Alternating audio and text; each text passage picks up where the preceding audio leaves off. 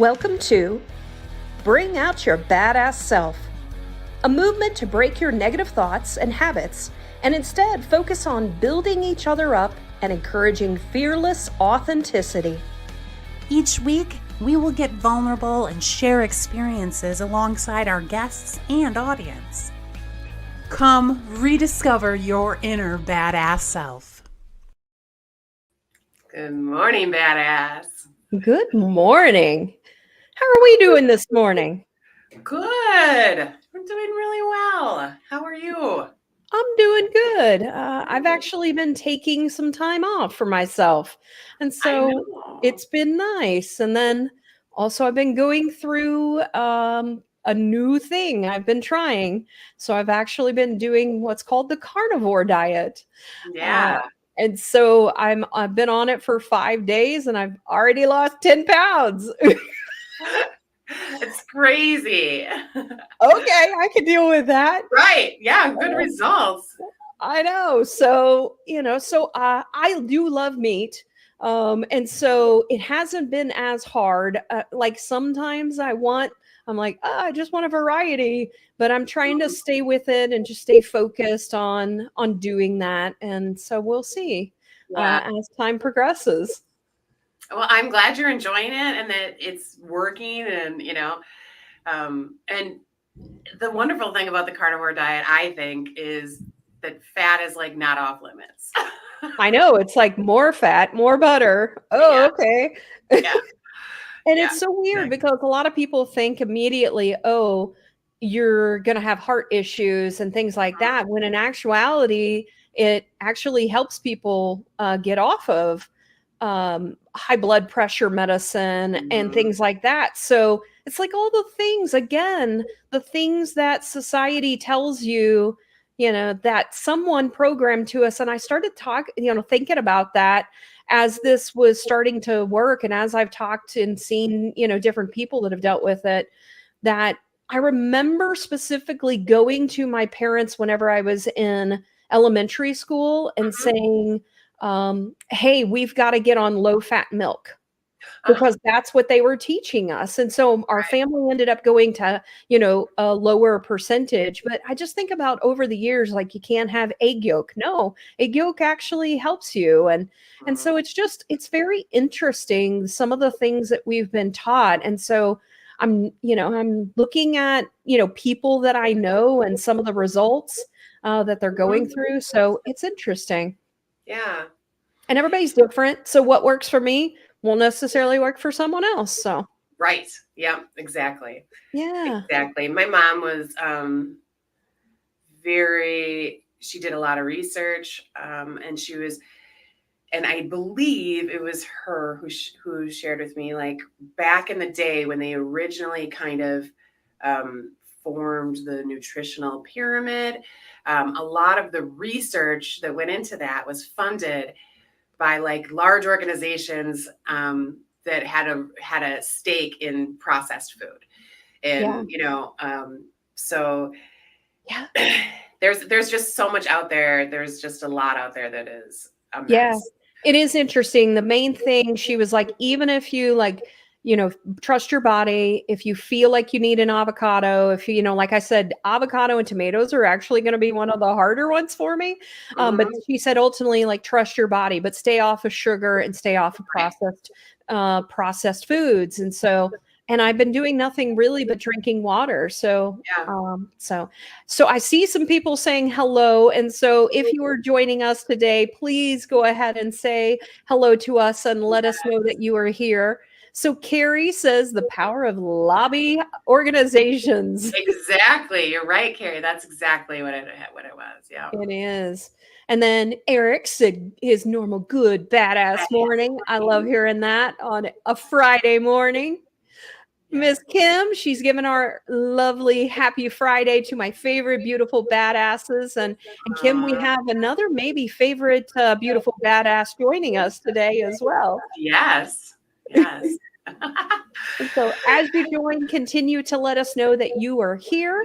If you are brand new to BOYBAS, then let us know by just adding a white heart, or if you can't see if you can't use a heart, then maybe do a purple heart in honor of Bruce, who I'm hoping will show up today. Yeah. So I've had, so while you've been losing weight this week and not working, you like took some time off. We've been preparing here in our household for JoJo's birthday. So our 10-year-old turned 11 yesterday. And the deal with birthdays or with JoJo, she's never, so JoJo, you know, was adopted. She was brought into our life by foster care, and she had a lot of trauma. And birthdays were just always really, really, really hard for her. And we've been just trying so hard to have a good birthday with her, you know, for years. And it's not like that they've been bad. The last few years have been good. But yesterday, Jenna, it was mainly Jenna. She fucking nailed it. I mean, like, it was the best birthday. We saw JoJo in a light that we have not seen her before. Honestly, like it was, I think we got it. We figured it out, and she had a beautiful, wonderful day and really felt amazing, like someone should on their birthday, you know? And it's beautiful. It's bittersweet that that's like her first time, you know, of really enjoying a birthday. But I'm still really glad we got there. And as I still woke up this morning feeling like, oh God, I'm so glad we did it. I'm so glad we got her to a good birthday. I'm so happy. JoJo, I just loved JoJo.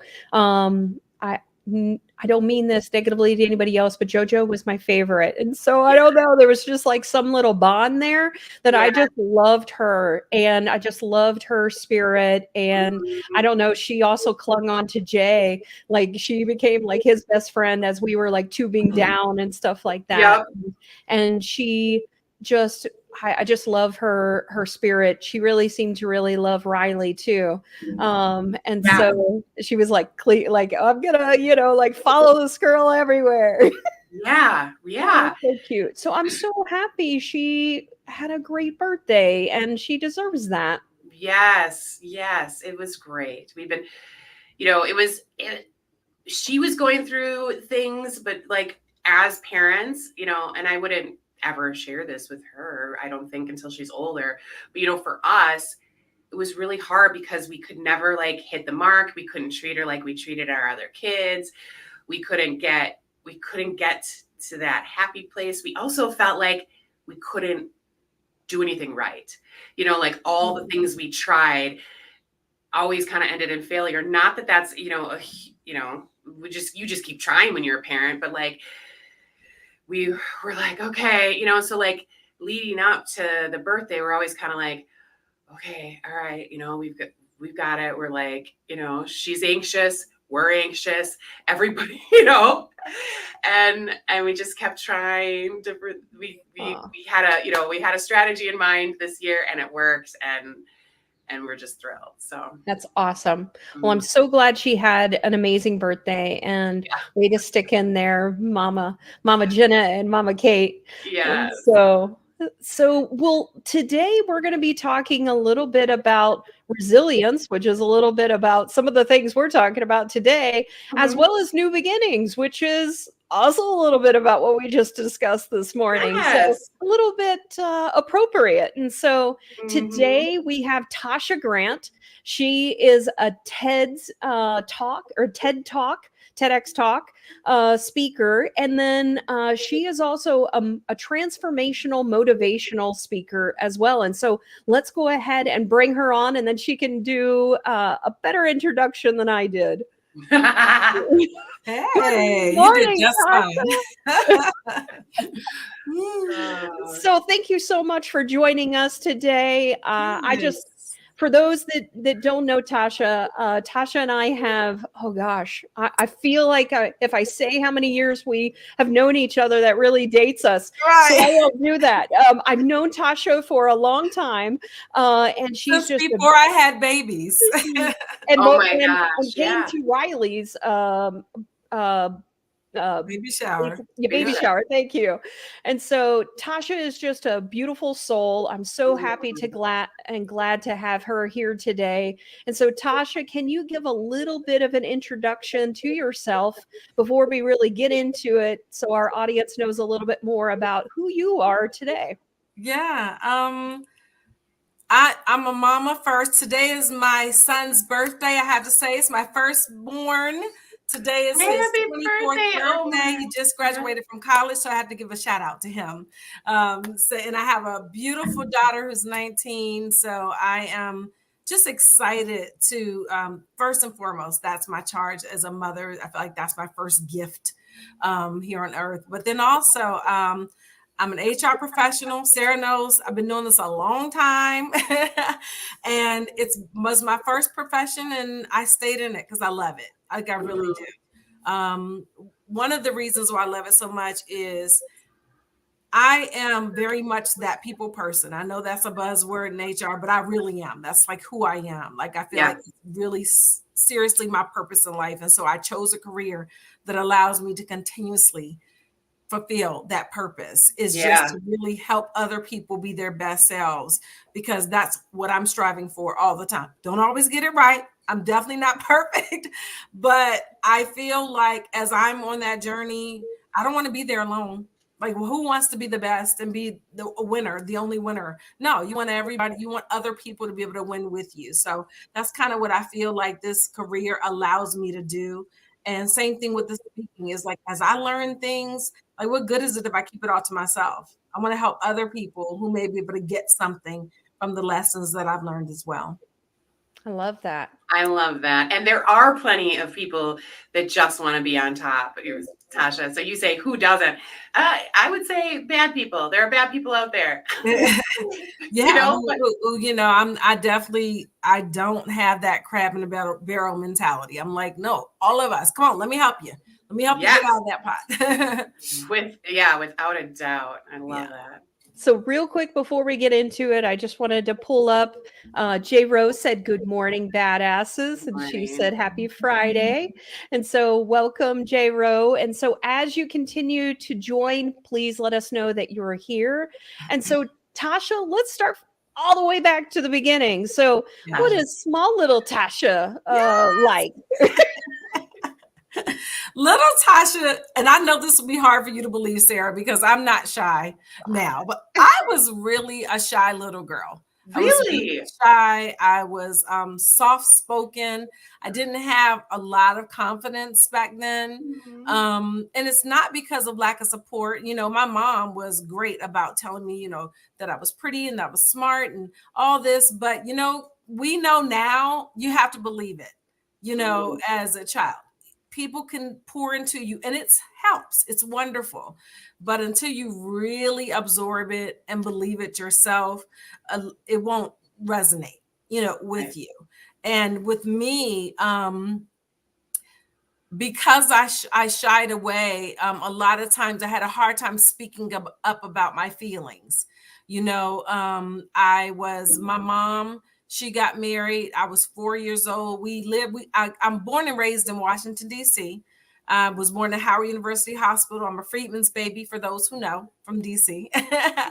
And then when I was about 3 years old, my mom, she met it's my bonus dad, but he raised me. So I call him daddy, but she met him. And then we moved to California. Don't know why. I don't even remember what brought them there. But at 4 years old, we moved to California and we were there for about 3 years. I lived in Los Angeles in Inglewood, for about 3 years. And even though I was young, I really do have a lot of memories of it, good and bad. It was our first house, my first time living in a house. I remember that nice house. I went to LA last year, actually, for vacation, and we drove past the house. So I got to see the house that I lived in as a child in person again, which was really nostalgic. My mom and my dad loved super hard, but fought super hard too. There's so many things that I love about my daddy. But there was definitely a demon that we went through. So I experienced there was abuse in the home, and no one would know it because I, again, was that child. You go to school, you keep the happy face on, you don't express your emotions. You don't talk about those things. Like I said, I was really shy. So I couldn't really communicate or share it with anyone other than my mom. And my mom, super loving and super caring. So it was even more hurtful to see her be hurt because I'm like, she doesn't hurt anybody, like she really doesn't. So it was super perplexing for me. And then simultaneously, I was kind of going through abuse, I realize now, from my friend. And people probably don't think that, but young children can abuse other children. And I was accepting mistreatment from my friend. I realized because I probably was watching mistreatment, happen and being accepted. And so I was accepting mistreatment from her. And now that I've gotten older, some of her behaviors I realized were probably a result of maybe her being mistreated. Yes. Well. As a child, you don't realize that. As a parent, you realize that.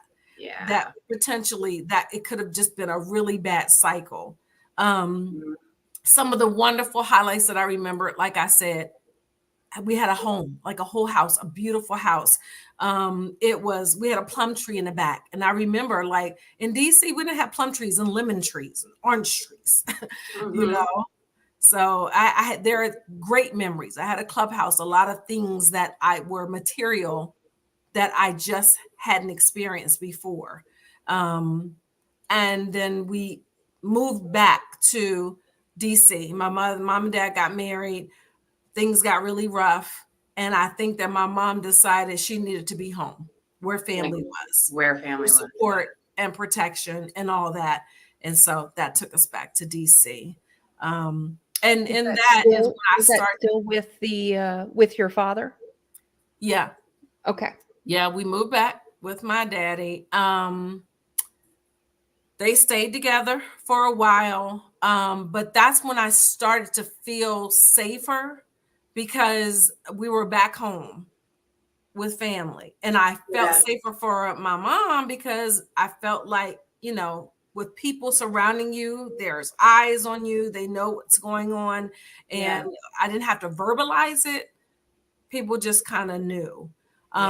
So I felt safer and more protected. And I just, I was treated better because I was hanging out with my cousins, and people that loved me and cared for me. Right.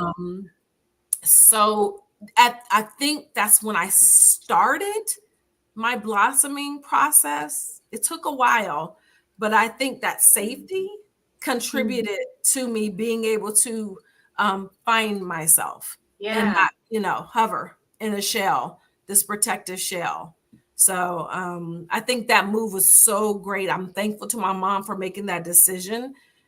We know as adults, those decisions are tough. We make a lot of times tough decisions that our kids will support, sometimes not support. And I'm glad that she made the decision that she felt was right because it ultimately was a good decision for me and my sister. And I had a baby sister in the time who was born in California. But when we moved to DC, she was an infant. So pretty much born and raised in DC as well. Yeah. Okay.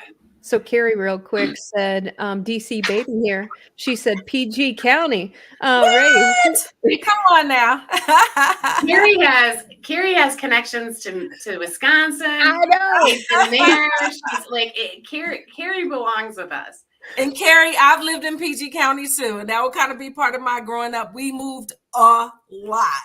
Yeah. We moved back to DC, but I lived in several parts of Maryland and Virginia and DC, all around. So, yeah. Was there, did you move? I don't want to make an assumption, but did you, when you left Inglewood and you went back to DC, were you back in an apartment or, so did you have like this sadness around that, like leaving the clubhouse and leaving your, some of the material things, because when you're a kid, those things really do matter, Yeah, they do. It was almost like we had the dream, the American dream. My mom was like, wow, she struggled when she had me. She had me at 22. She was single. We struggled. And so when she finally met, her husband, and we had a home, and she had 2 kids, and we had a dog, and, and she used to walk me to school, and, it was like that fantasy. And so, yes, when we moved back, and those of you who are from DC, we moved to Southeast DC. And I'm not talking about the Capitol Hill side of Southeast. I'm talking about Southeast. We call it Southeast. It wasn't the greatest neighborhood, but we did move to an apartment. But this is also something that is important to me, is it takes a village to raise a child. In that apartment complex. My Nana lived there, my grandmother, my aunt, my 2 of my aunts, my uncle. A lot of us lived in that same apartment complex. So yes, materially, it was a step back, but again, it was a step up for us because we were surrounded by family. Right. I could go across the parking lot and go upstairs to visit my my Nana when I needed her to. Me and my cousins, we were latchkey kids. I don't know if you all were, but we walked home from school back then, and we let ourselves in. We did that phone call to say we're home with nobody in the house. Yeah. Right. And sometimes we started dinner, Oh yeah. And I'm talking about, this is at 7, 8, and 9 years old. Right. Yeah, like as little kids, but we were all walking home together, all the latchkey kids, Right. So, all of elementary. I walked home. All elementary. Yeah. So it was like, we were living in an apartment. Yeah, we were back in the hood, but guess what? It was with family. Right. And I never felt safer, and I never felt more love than I did then. So again, another lesson that a house is not a home, as Luther Vandross would say, unless it's the love. So the house doesn't make it a home. It's the people that make it a home. It's interesting that you say that, because I had a friend who grew up in a trailer park. And I think it was the combination of coming to our house as well as the feeling safe aspect, that one of the things she told me as she was an adult is that she always felt such peace being at our house. One, I think because it was a house, it was a home, but also just the fact of we were just very laid back, and just, it was a very safe place for her. And it was something that I didn't really realize, younger. And so I think it's important, as people have like other kids over, you never know the impact that coming over to your home might have on them. Yeah. What's interesting about you saying that, Sarah, is once my mom and dad split, they split when I was like 7. We live in an apartment most of that time, and people who lived in big old houses used to love to come to our apartment and spend the night, because like you said, it was warm, it was welcoming. Like once it was just us, like my mom, like you said, was super laid back, super fun, just really an honest person. And so it was, people they would rather come over our house and do the sleeping bags on the floor or the pallet with the blankets, and us all and stay there because of the feeling they got there, regardless of the circumstances or where we lived. It was always, neat and clean, but warm and loving. And so it makes a difference. Like you said, Sarah, for children, when they come over, you just never know what type of environments will foster certain things in children. Mm-hmm. Yeah. Well, so you've laid the picture for us on who the younger version of Tasia is. So let's go on now, maybe beyond high school and on into college, and some of the things you experienced there. Well, first of all, to even go to college, like, wow. My mom didn't go to college, and not for not wanting to. It was ability, financial ability.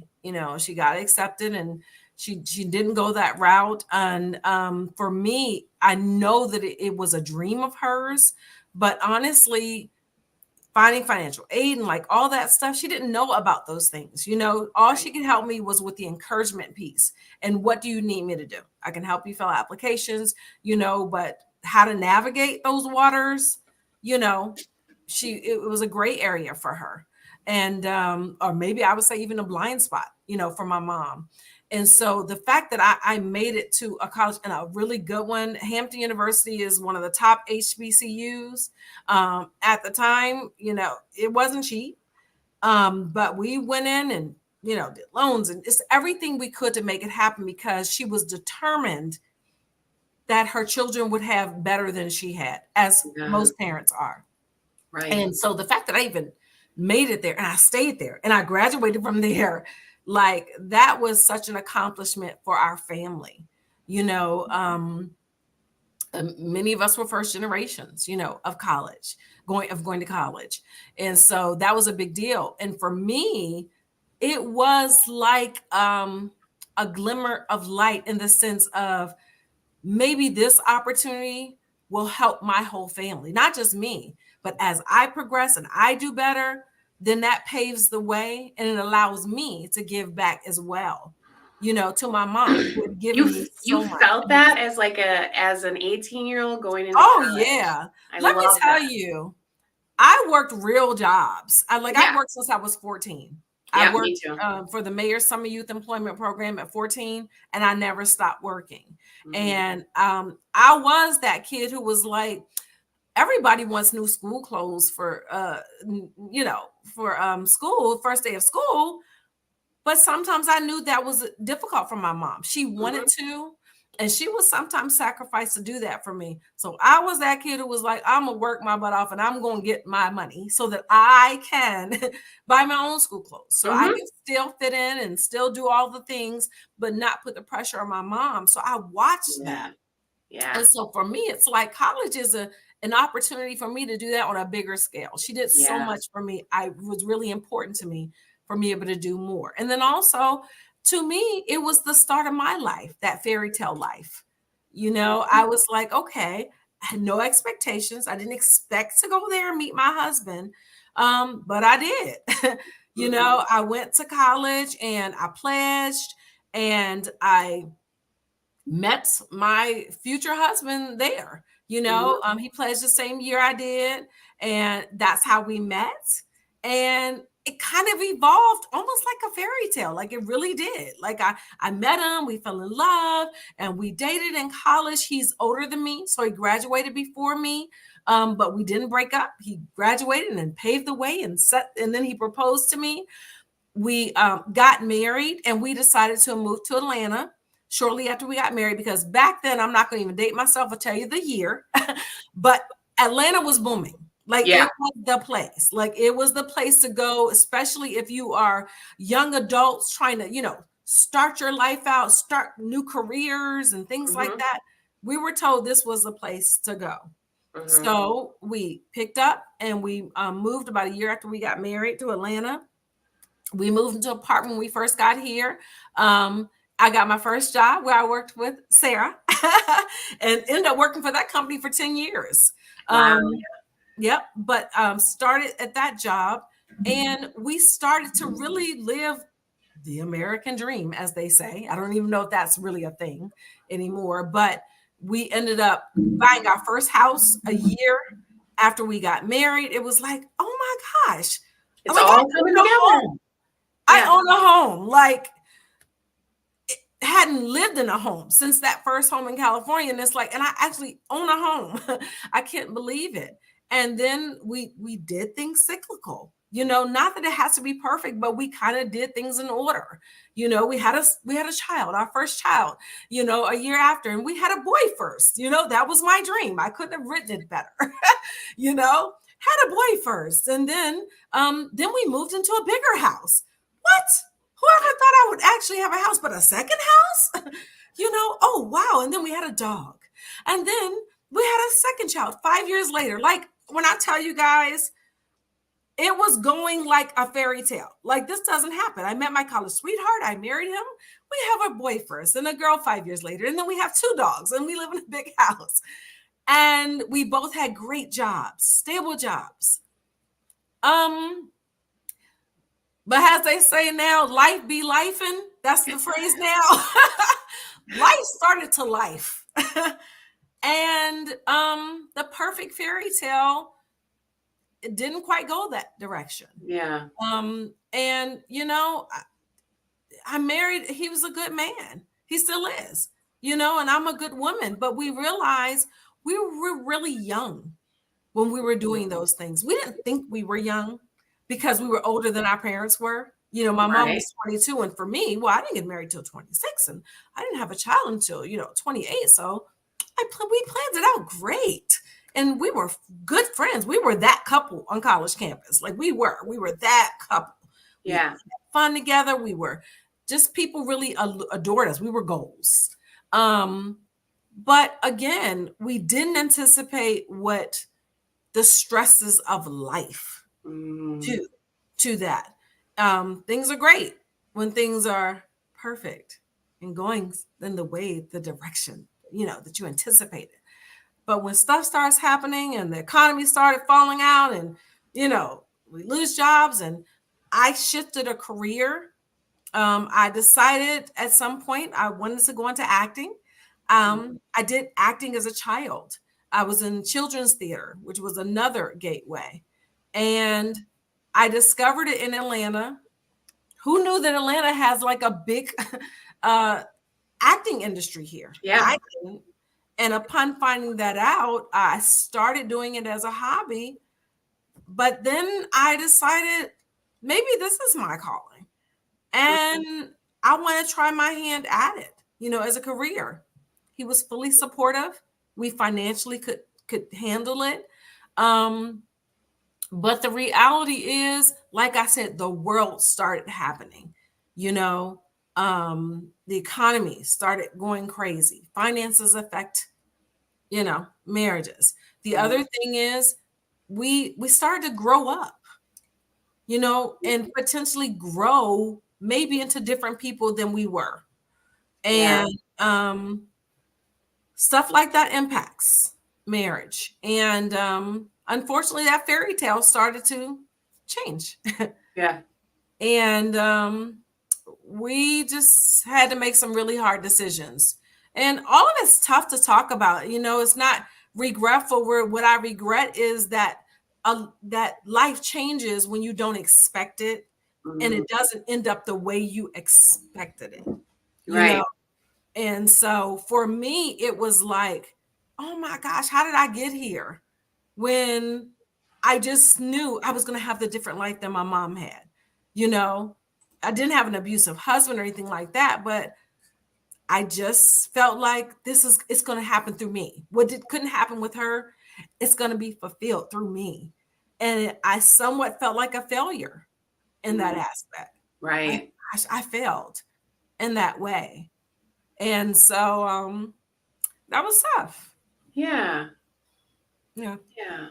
So was it making decisions on what you thought was best for you, and then it wasn't quite the expectation that sometimes society puts on us?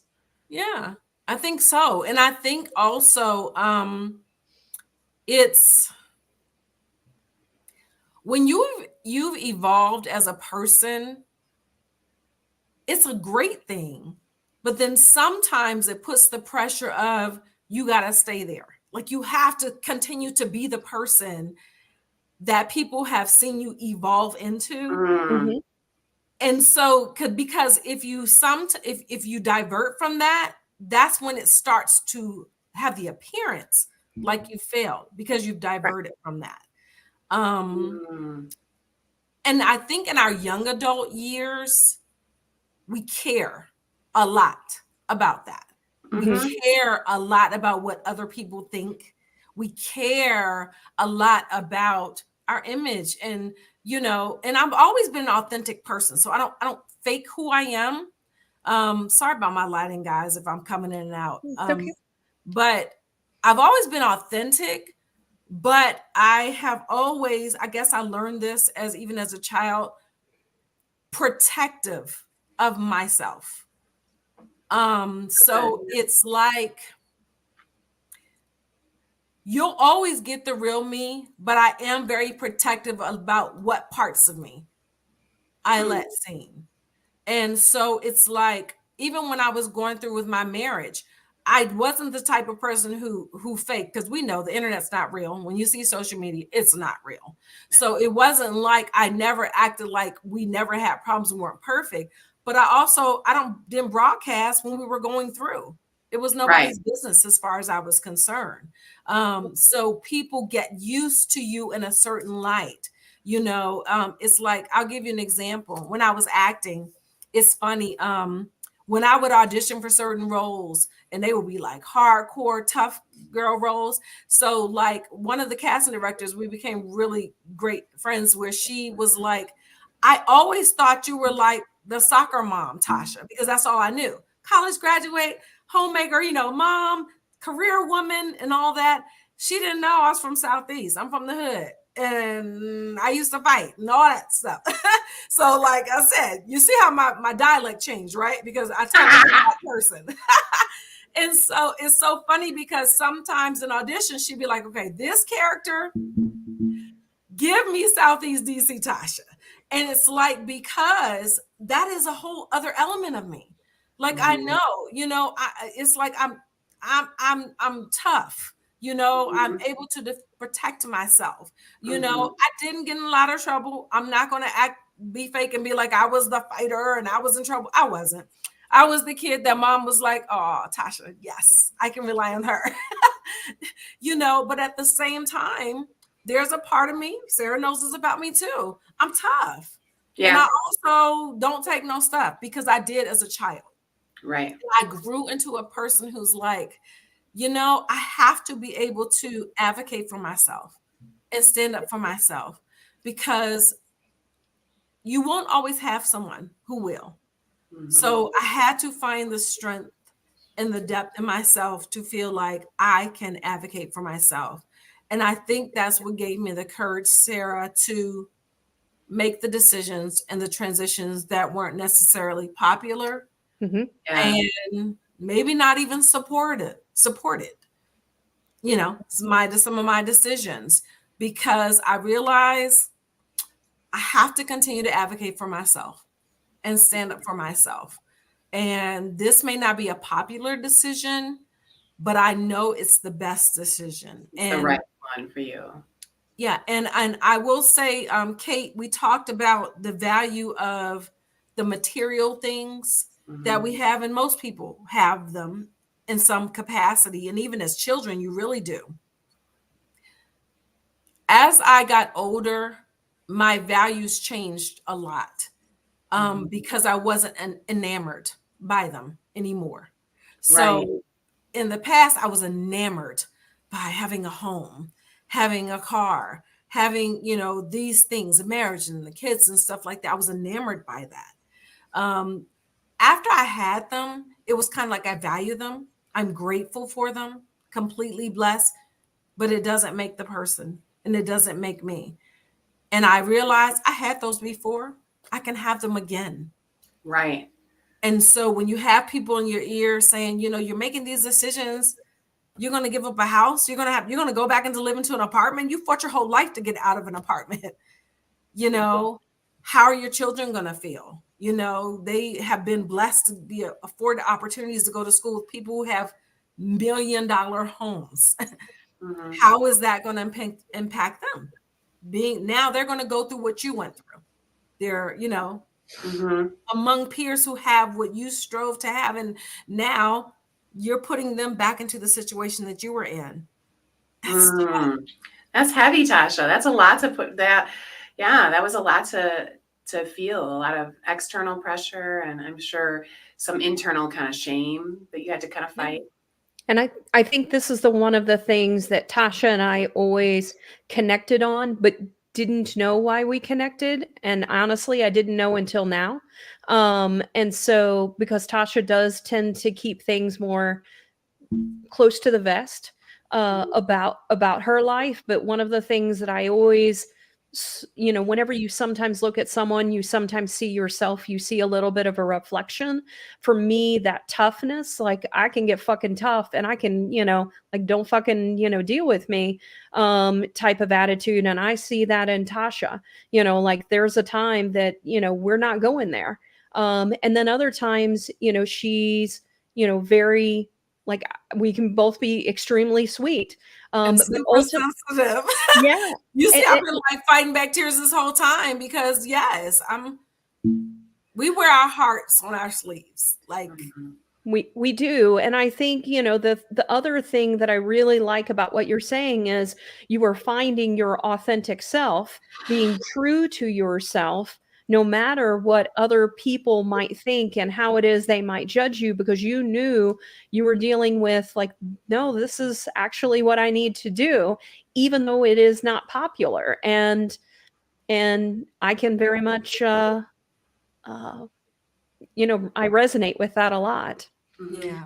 So here things are now starting to crumble, and with the marriage, and more happened to sort of test your resilience and to start eventually a new beginning. But it was a rocky road. So can you tell us a little bit about that? Yeah. Again, like you said, I can be a tough person, but really I'm like a baby doll inside. So 2 months after we separated, I got into a horrible car accident. And I was fighting for my life. I was fighting for my life for about 4 days. It was November of 2016. The irony of it is that I got into my car accident on November 13th. Apparently, I woke up on my ex-husband's birthday. 4 days later, I was unconscious for like 4 days. I had a severe brain injury. We were separated. We weren't even living together. That was another kind of traumatizing thing, is that he didn't kind of know where he fit in that. He had to be there for me and the kids and all that. So he was the first point of contact still. It was only 2 months into it. So right. He was the first point of contact for everything. Right. So he was there, as he should have been, you know, by my side. And during that course, waiting for me to wake up. And I'm sure for him, he's like, oh my gosh, like, wow, she lived. And that was probably a wonderful thing for him to find that out on his birthday. But we'll talk about how even that played into some tough decisions. But yeah, I had severe brain injury. I had a really bad TBI, traumatic brain injury. It caused me to have a stroke as a result. I had severe nerve damage, the whole left side of my body. Still, some of the nerves are damaged as a result of that. I had bleeding in the brain, clots in the brain. I had injuries to my kidneys, to my liver. Like a lot happened. And I was in the hospital, I think for 2 months, and maybe rehab for maybe a month. So I spent Thanksgiving, I know, in the hospital. My kids came there with me for then.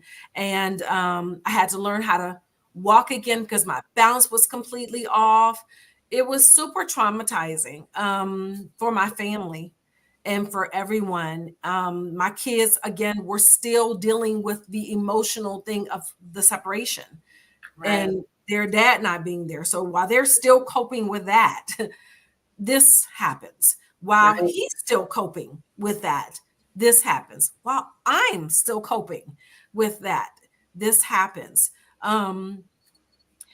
So it was a lot. And then on top of that, my mom was disabled at the time. She was in a wheelchair.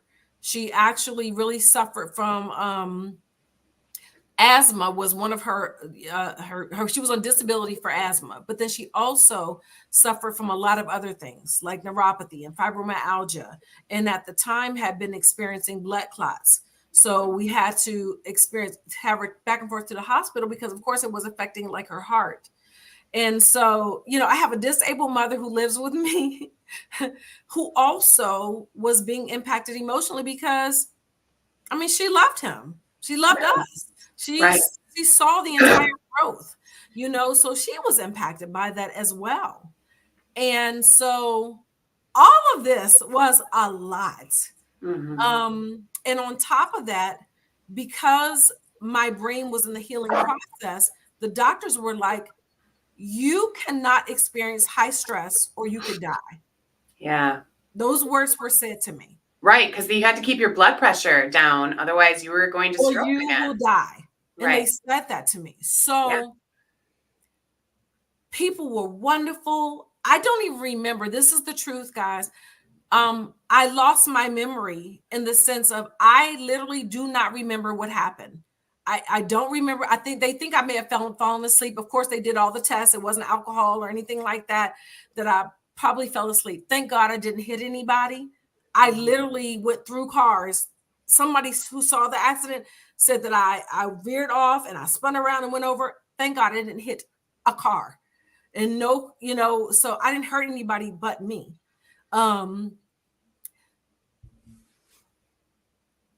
People came to see me and I don't even remember. Like, I don't remember a lot of the people who came to see me. I don't remember days after the accident. I don't remember the accident at all. But at the time, I know that my ex-husband was struggling because I know he was happy that I was alive, but if you can imagine the hope that was probably in him during that time, thinking, you know, we hear those stories, these traumatic experiences make people, you know, to have flashbacks and say, you know what, I'm going to try this again. I'm going to try this life again. And I don't blame him. I'm sure he had that hope. I probably would have. I'm sure my children did. I'm sure people in my life did. But I want to tell you all something. I got more clarity during that time. When I was in rehab, they wouldn't let me leave. So people would have to come see me. You know, I wish that they could take me out and take me to the sunlight and get some fresh air, but they couldn't. Well, the TBI caused me to have insomnia.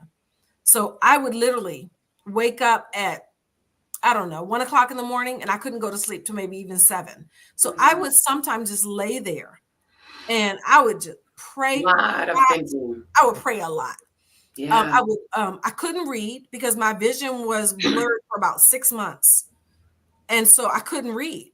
And so I would literally have to rely on me, my thoughts, prayer, on God, and really just have to meditate and really find me.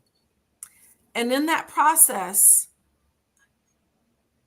I felt even more confirmed about my decisions I had made prior to the accident. Yeah.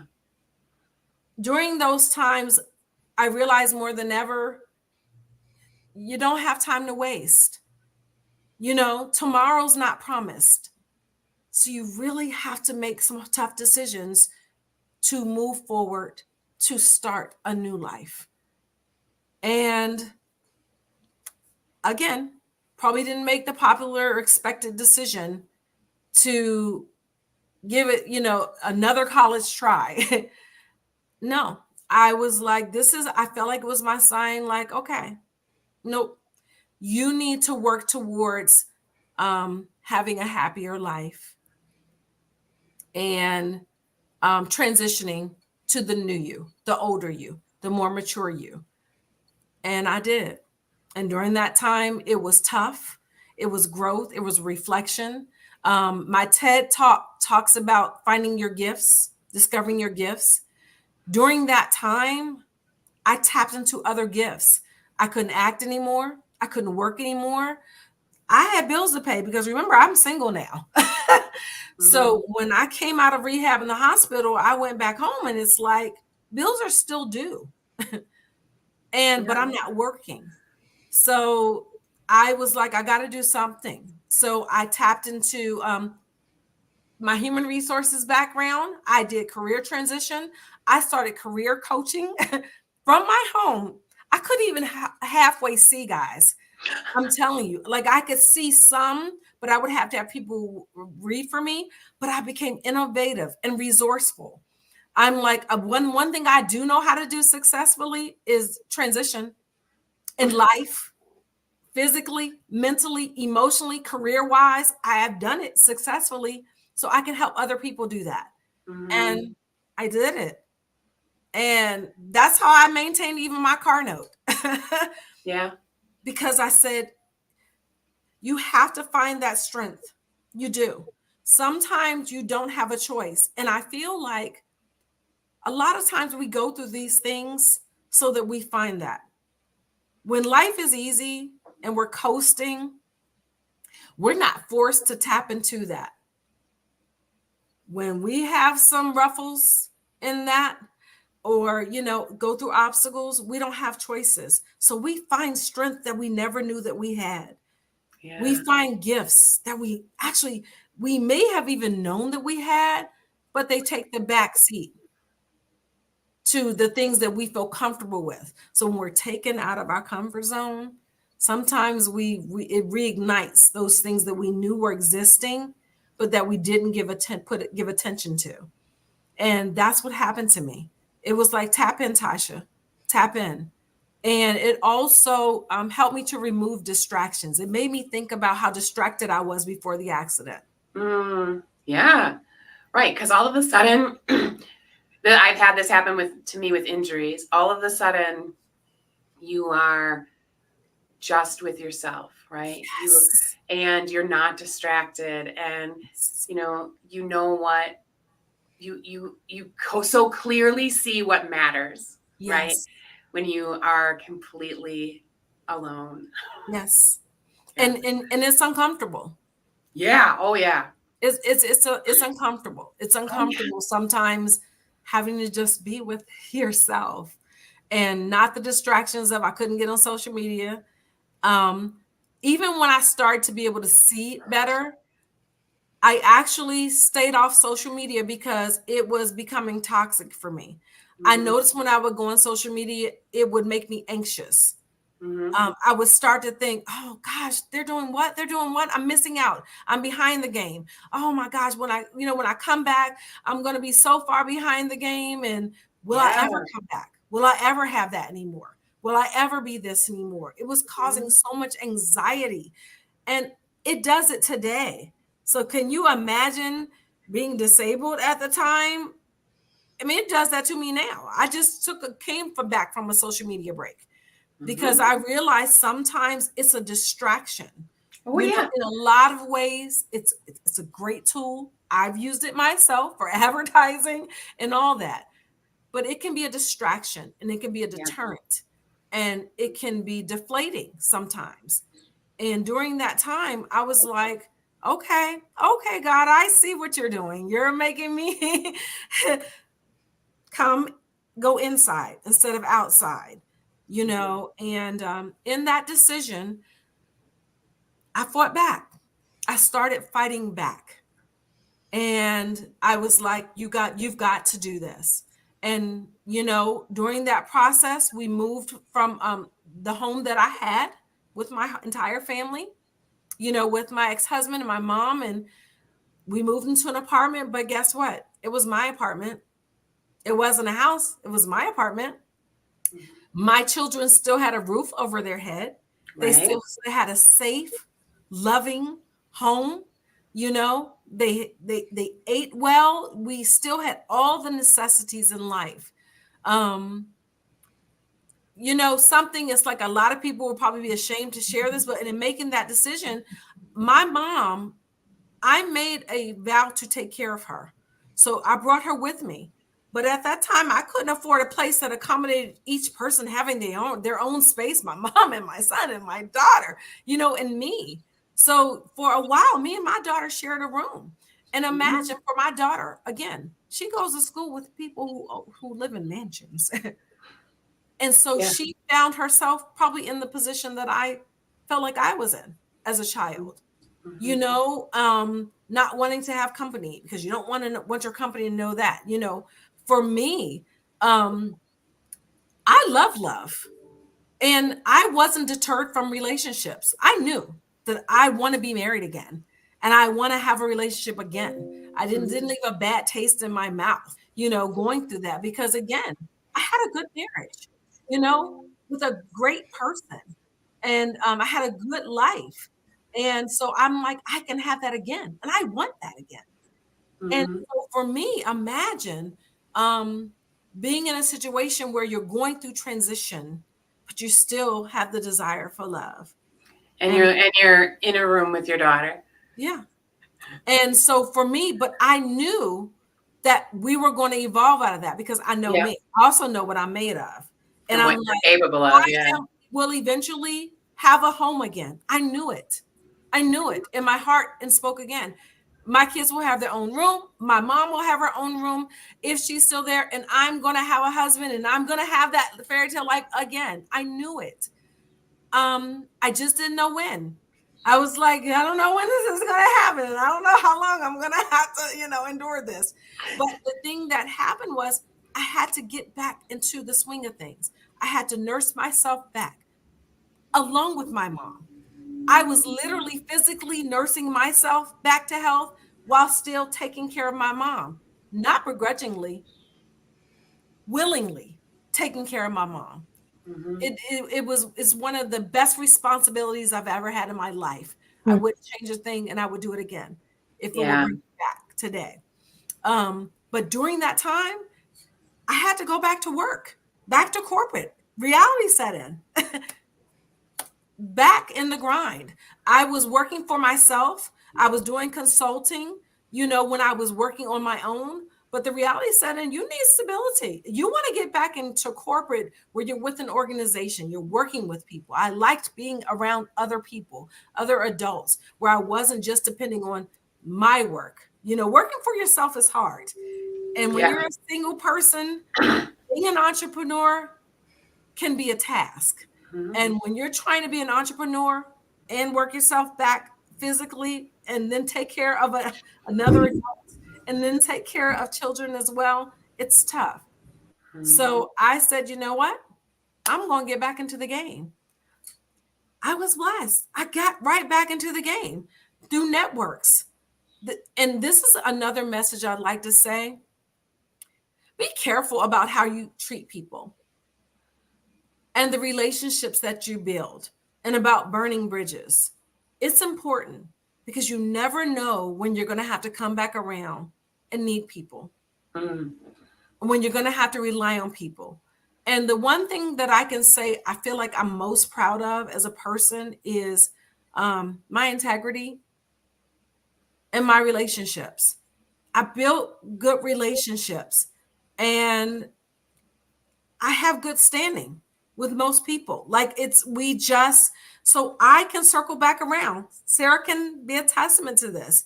Sarah has literally come back in my life twice when we've somewhat disconnected, and has been a blessing to me when I needed opportunities. And so I was able literally to transition seamlessly back into corporate, working for a company in HR right at a time when I needed to. And so I was able to rebuild my life and eventually move up to a bigger apartment, not a house just yet. But when I started working, get a bigger apartment, my self-esteem grew. I met a wonderful man. And even then, I will tell you this, lesson learned. We are still together, and we definitely have a great testimony. But in hindsight, we look back to even making decisions, even maybe too soon, to have stepped into such a serious relationship without having gone through a healing process yet. And I can speak about that, because that's another thing that people need to understand, that we really need to give ourselves time to heal. So as I was starting to heal physically, perhaps I wasn't healed enough mentally and emotionally. Yeah. And that's when therapy came into play. I'm an advocate for therapy. Everybody should do it. Yeah. Proactively, not reactively. Do it all the time anyway, even when things are going great. to keep yourself up for when things are not going to go great. Yeah. And I'm just grateful that he and we were able to go through that process and still be strong. But yeah, it takes a special kind of man and a special kind of woman to be able to support each other and stick it out even through transition. And, you know, we did, and we did it. And I was able to evolve in my career where I elevated and still am growing and elevating in my career because I know where I was. And it's time for me to be back there. You know, when I decided to transition into a different career path and work for myself, I left. I had really worked my way up in the industry. I was doing well in HR, really knowledgeable. And so I'm like, I want to be back to that person and far beyond that, because I know that's where I have to go. I fulfilled my promise to my kids to be back to where we are. I was able to buy a home on my own. That was, you know, a great accomplishment. Yeah. To sign to a house on my own with my name after all I had been through. And for my kids to be able to say, now I've been able to give back to you what it is I felt like had been taken away from them. But the most important thing is they never lost the love, never lost the love from their father, never lost the love from me. And through all of this, I think they've gained strength. I think they've watched my journey and it's given them some fortitude as well. Oh, yeah. Yeah. I think both of you can probably attest to this because I know that both of you didn't have like grow up with a silver spoon in your mouth, just like I didn't. I feel like it made them better. And I feel like them going through some of the things with me, it's made them tougher. It's given them fortitude. Probably even more than if they had just had that easy life that we had initially. Yep. Yeah, I sometimes, you know, Jen and I talk about it because we have 6 kids. We see a cycle, right? So like, you know, our older kids experienced more of our, you know, bad parenting, or not bad, but, you know, like us growing parenting, us making mistakes, you know, than our younger kids do. And we can see a certain resilience in them, you know, that we don't necessarily see in our younger ones who, you know, they've had healthier parents, you know. I mean, it's the truth. Yeah, it's just the truth, because you learn so much, you know, when you start you know, I had Oscar at 25. I thought I knew everything, you know. I was making 6 figures, so I was like, well, that's all I need, right? Yeah. Money.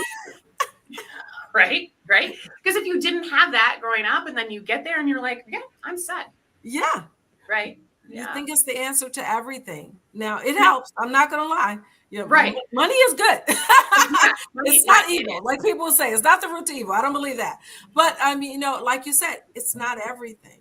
Right. And you know, and one of the things, like I think another parallel that Sarah and I have seen, because I know that she's been through a lot of transitions as well too, is I'm so happy also to show them what healthy looks like. So yes, seeing me go through the ups and downs help with their fortitude, but you also need to see what it looks like to be healthy and be in a non-toxic environment, to be in a healthy environment, to be thriving, because that also contributes to the hope. That contributes to them knowing, to looking for better, to expecting better, to wanting better, and to knowing they can get there. So I don't want them to always see struggle. It's the wins that they need to see as well. And one thing I like to do is to celebrate the wins along the way. I'm not one of those people who, you know, I have to wait till I get there to acknowledge it. No, I like to celebrate the small milestones, the wins along the way. Like I said, when we moved to the bigger apartment, that was a win. That was another milestone, because guess what?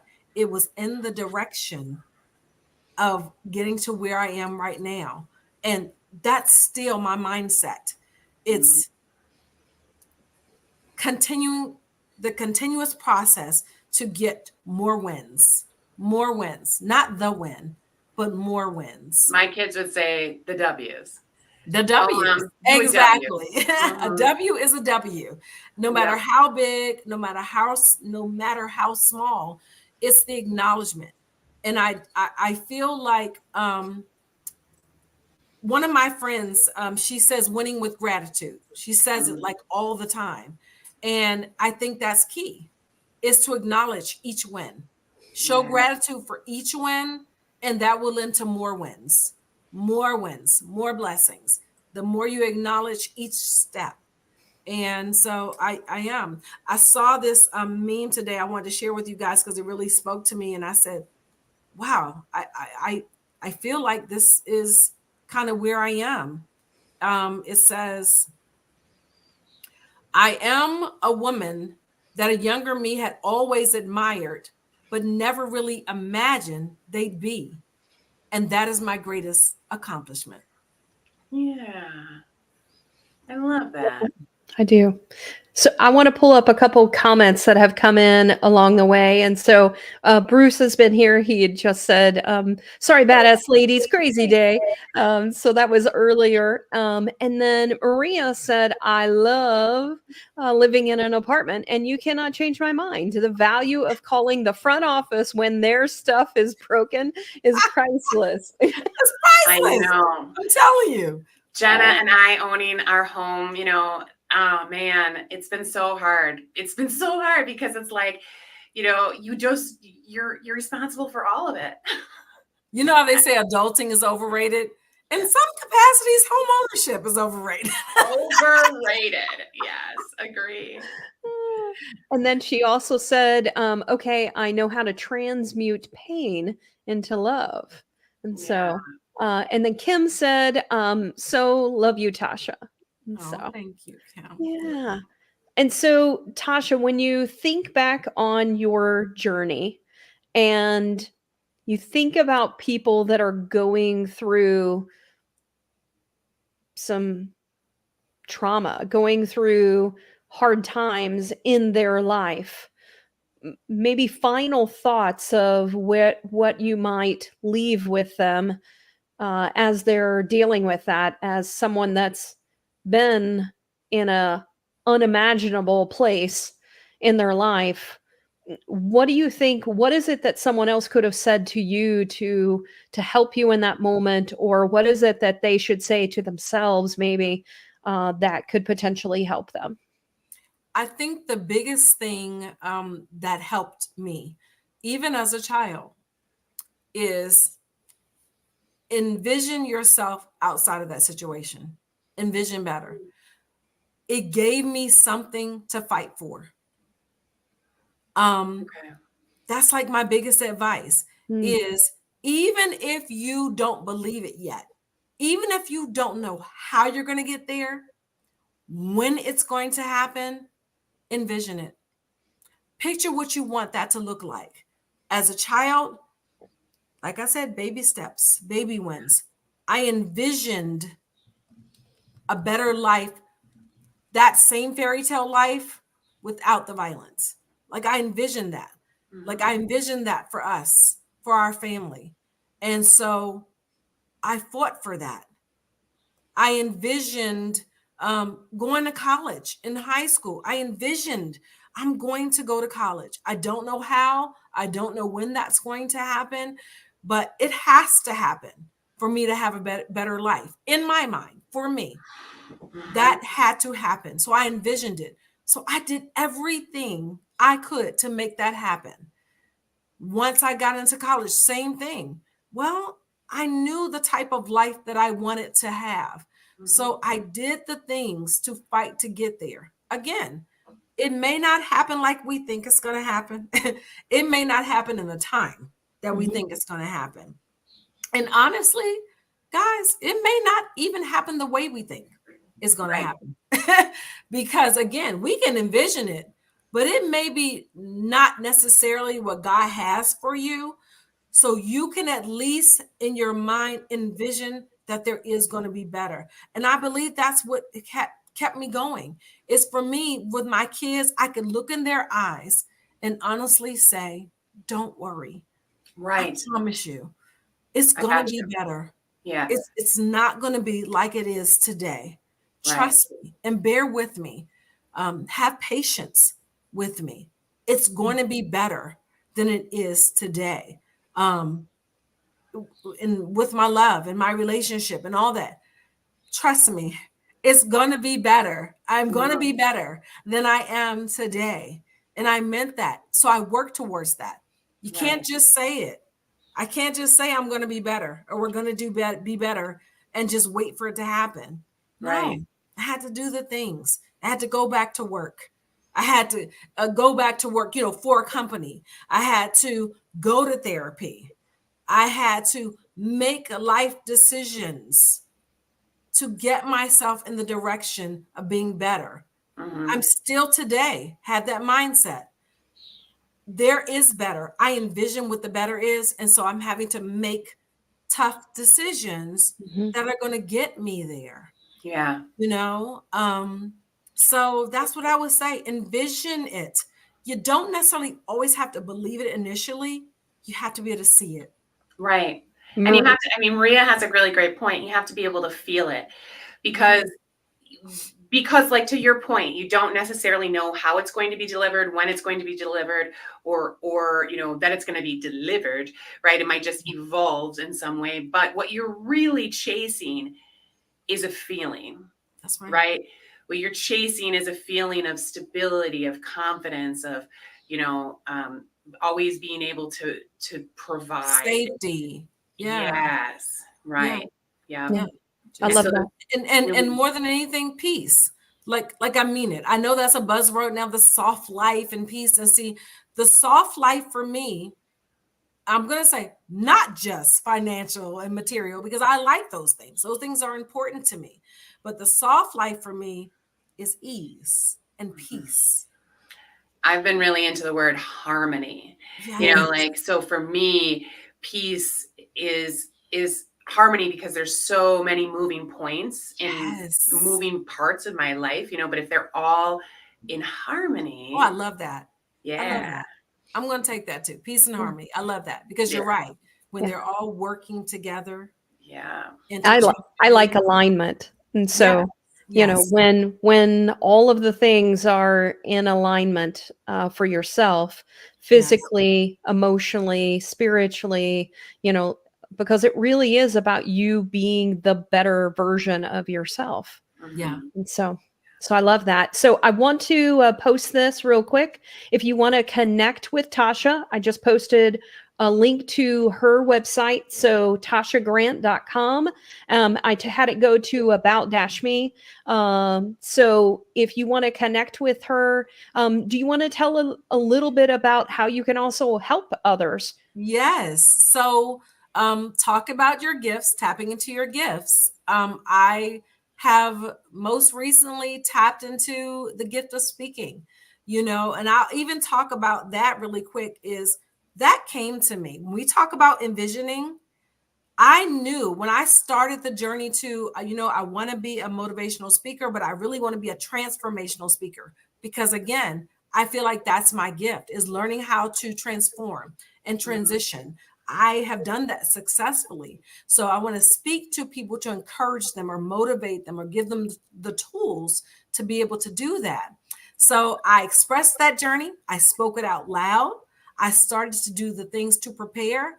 And someone contacted me about the TED Talk opportunity out of nowhere. And this is someone that I went to high school with, guys, and we weren't even like friends in high school. We knew of each other. She was in my cousin's class, but apparently she's been watching me, following my journey. We've been connected on social media, not really talking.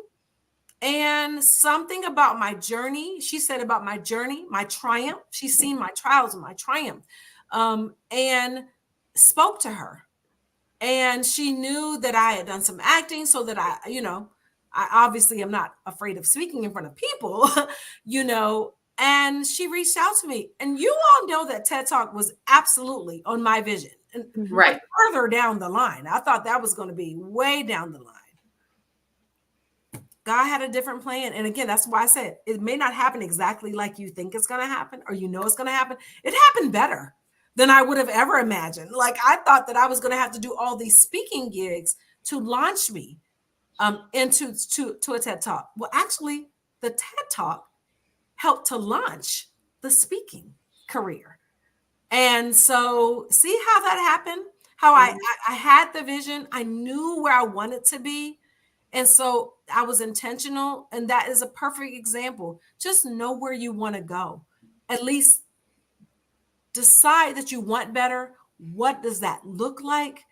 And then continue to fight for it and strive for it. And those doors were open. So yes, I love to speak in smaller venues, bigger venues.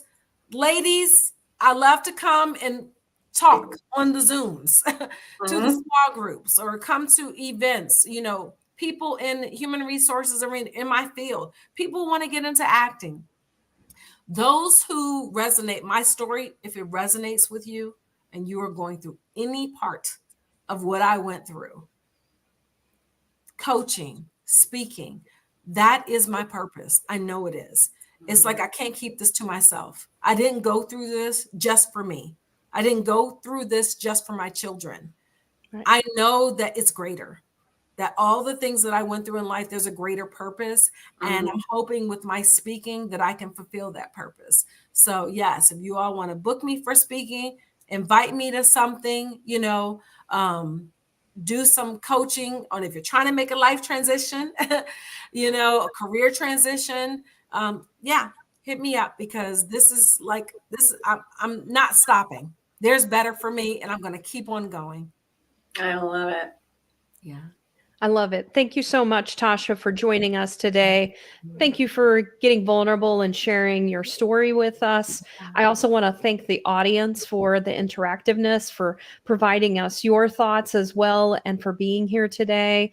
And Tasia, I wish you the best as you continue to envision a better version of you. I also hope that for everyone within our audience, and take Tasia up on her offer. So reach out to her, and everyone, thank you for joining us today.